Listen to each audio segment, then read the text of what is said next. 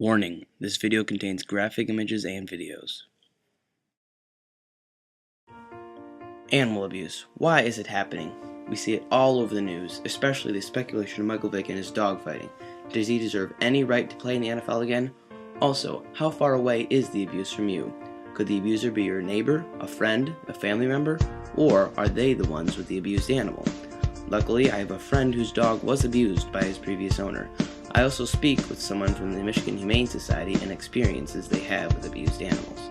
So my question is, how are the efforts to end animal abuse making a difference, and why is it happening in the first place?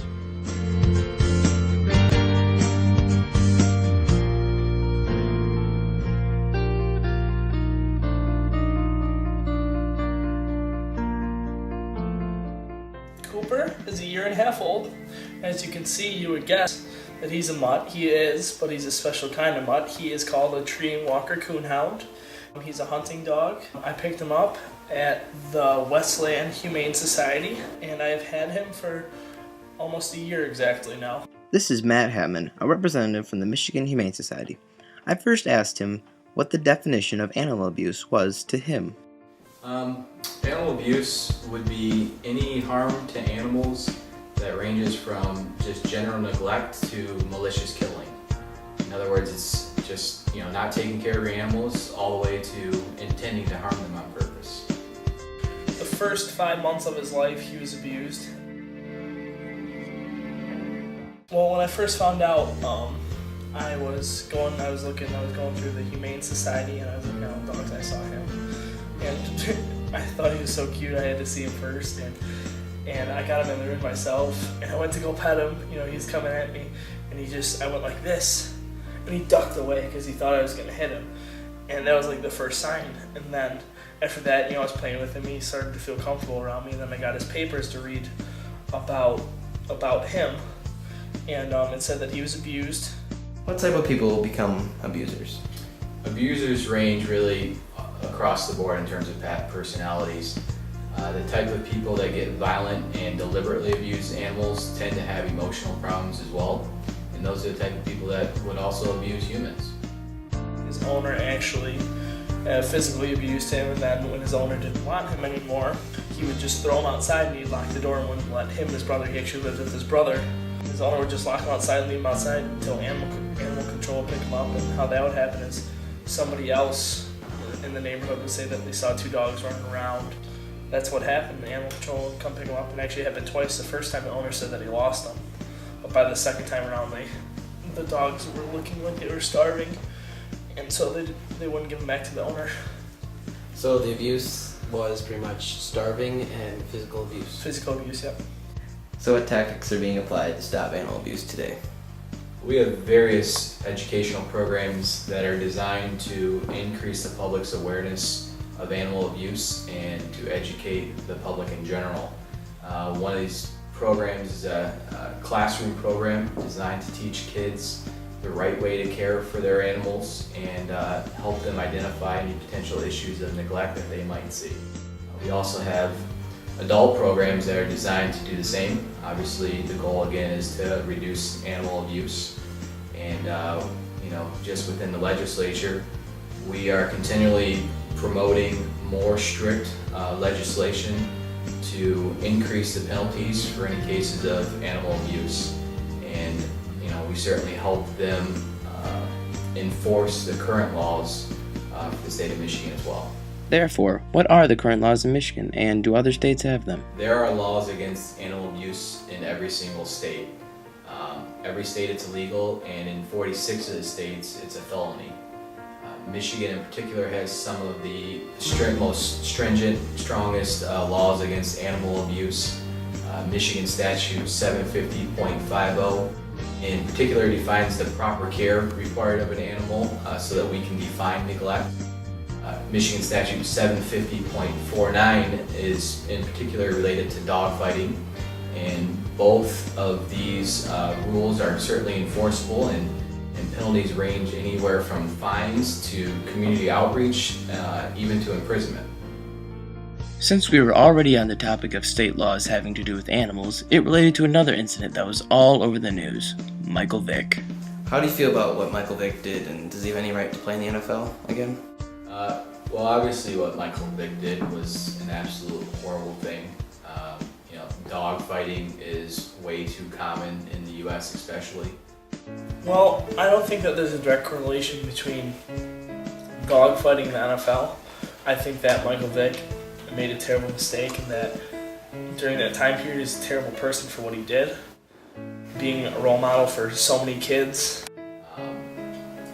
The only good thing that came of it was that it brought a lot of attention, national exposure to a common event like dog fighting and the abuse that these dogs go through.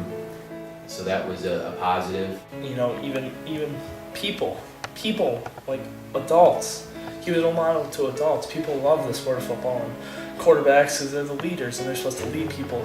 And it's hard to lead by example when you're doing such a cruel thing to animals. Obviously, he paid a penalty for what he did. Going back to the NFL, he did his time. I think if you do your time, you should be given a second chance. I think that you can truthfully come out a better person at the end. It doesn't always work out like that, but I think that he did. And I know he's been reinstated to the NFL, and that's a completely separate issue. That's their decision. So yeah, I think he should still be allowed to play in the NFL, but from our standpoint, obviously, what he did is very saddening. And other than that, I think that he's a bad person for doing what he did, but I think he's a changed person also. we hope that he's not allowed to be around animals in the future unless it's for good reason and community outreach. After hearing what he went through, I wondered how his condition was at the shelter, wondering if there were any signs of abuse from just looking at him, and just in general, what did he look like? Well, at the shelter, he basically looked the same that he does right now with all the spots, and he looks like a beagle in the face, then sort of like a Dalmatian coonhound through the body, but he looked the same exact like pattern-wise, but he was a lot smaller. He was only 40 pounds, and now he's 75 pounds.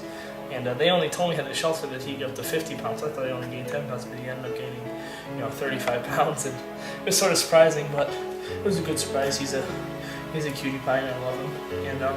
And they treated him really well at the shelter. They really liked him there. He was actually there for 3 weeks, which I don't understand why nobody else picked him up because he's such a cutie pie. But after hearing what this previous owner did, I wonder if Victor knew this guy. I have absolutely no idea who that man is, and I know he's a man. But I don't think he should be allowed to ever own an animal. How often do you get reports of abuse? Our cruelty investigation department responds to more than 5,000 calls per year.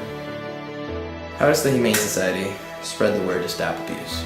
Well, as I mentioned before, we have a lot of community outreach programs designed to raise awareness of animal abuse. We also work with media, social media, and other outreach programs to find donors and also get support for animal abuse issues. And lastly, we do have a reward program in place for any types of tips we get that lead to investigations in animal abuse. Since Cooper was abused, I began to think that Victor was told specific ways to treat him, which led to my point asking if the Humane Society told him anything. Yeah, because he's a hunting dog, they told me to make sure to run him a lot, and it's sort of hard, but he could run 10 miles by himself at least. I've seen him do it.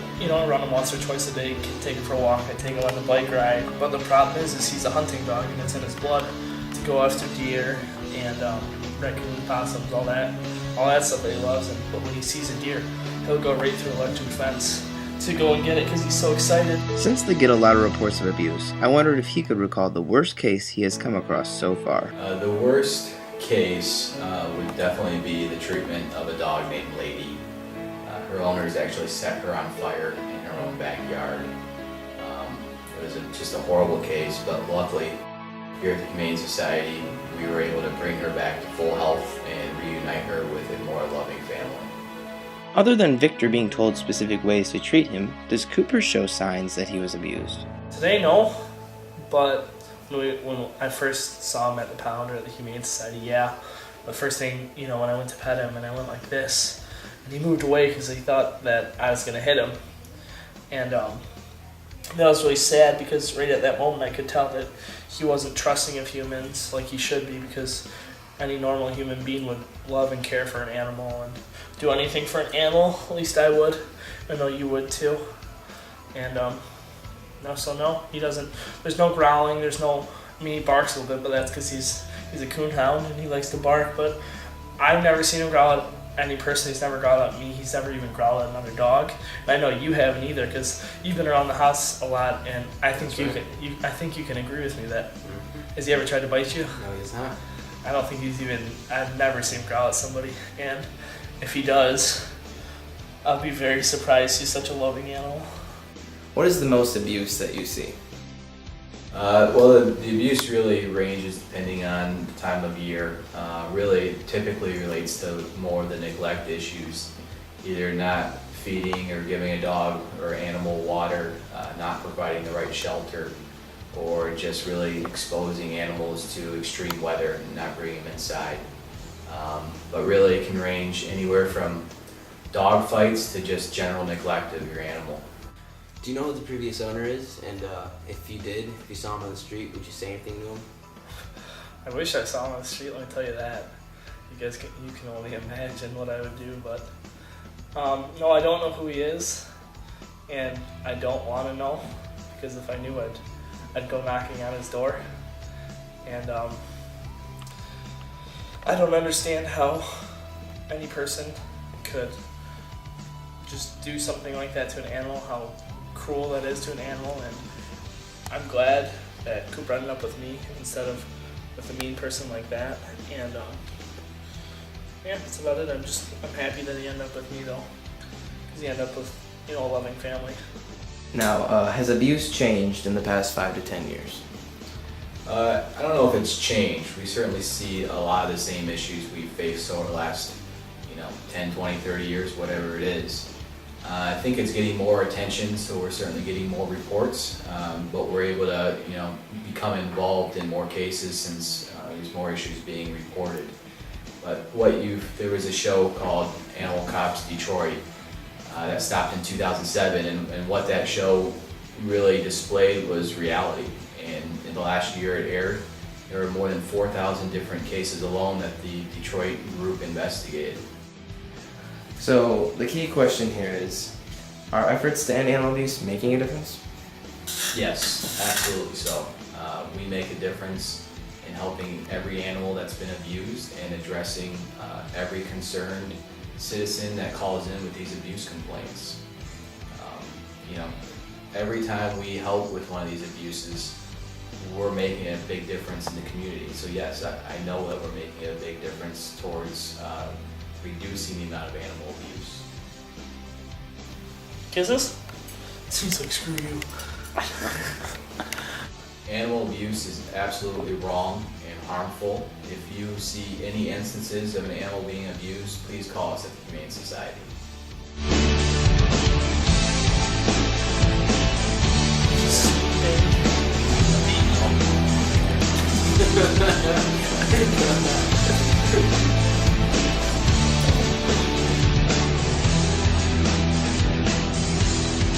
Blair. Is that a battery issue? No, it wasn't. Oh, that was mine, sorry. Yeah.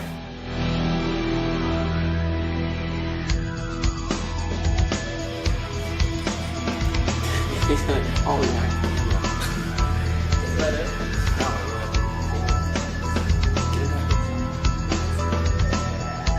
Cooper, come. It's right. Cooper, come. Come here. Come on. Is there anyone to lay in that? He's like taking it against his will. Just sleep. Oh boy. Oh.